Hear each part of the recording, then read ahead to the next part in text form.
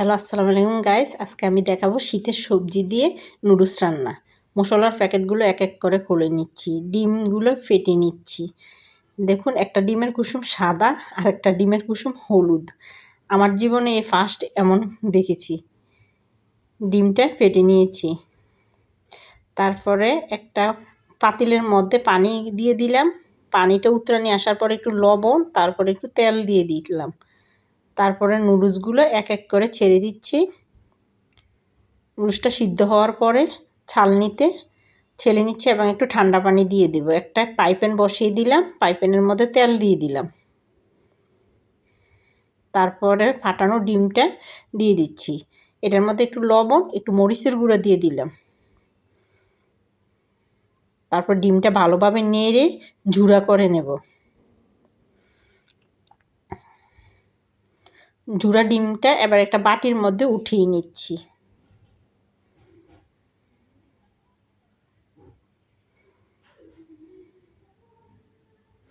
সবগুলো ঝুরা আমি বাটির মধ্যে উঠিয়ে নিচ্ছি। অবশিষ্ট তেলটার মধ্যে আমি এদিকে দেখুন পেঁয়াজ কুচি, সিম কুচি, গাজর কুচি, ফুলকপি কুচি, তেজপাতা কুচি, তারপরে কাঁচামরিচ কুচি, ধনিয়া পাতা কুচি কুচি করে ধুয়ে রেখেছি। পেঁয়াজ দিয়ে দিলাম, যেহেতু আমি পেঁয়াজ পাতা দেবো এই কারণে পেঁয়াজটা একটু কম দিছি। পেঁয়াজটা হালকা ব্রাউন কালার হয়ে আসলে এটার মধ্যে আমি আলু কুচি, তারপর ফুলকপি কুচি, তারপর সিম কুচি, গাজর কুচি সবগুলো একসাথে দিয়ে দিচ্ছি, নেড়ে চেড়ে নিচ্ছি। তারপর একটা ঢাকনা দিয়ে দেব। ঢাকনা দেওয়ার পরে একটু পানি উঠে গেছে। এবার আমি একটু হলুদের গুঁড়ি দিয়ে দিলাম কালারের জন্য। দেখুন হলুদ ওই পানিটার মধ্যে সিদ্ধ হয়ে গেছে। তারপর আমি এখানে পেঁয়াজ পাতাটা দিয়ে দিলাম। তারপর ডিমের জুড়াটাও দিয়ে দিচ্ছি। তারপর মশলাটা দিয়ে দিলাম, নুডলসের মশলাটা। তারপর একটু নেড়ে ছেড়ে আবারও ঢাকনা দিয়ে দেব।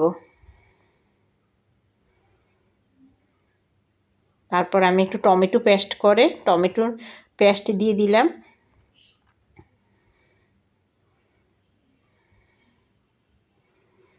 এখন আমি নুডলসটা দিয়ে দিব, সিদ্ধ করা নুডলসটা দিয়ে দিলাম। এখন উল্টিয়ে পাল্টে তারপর নুডলসটার সাথে সবগুলো সবজি মিশিয়ে নিচ্ছি। তারপর ধনিয়া পাতা দিয়ে দিলাম।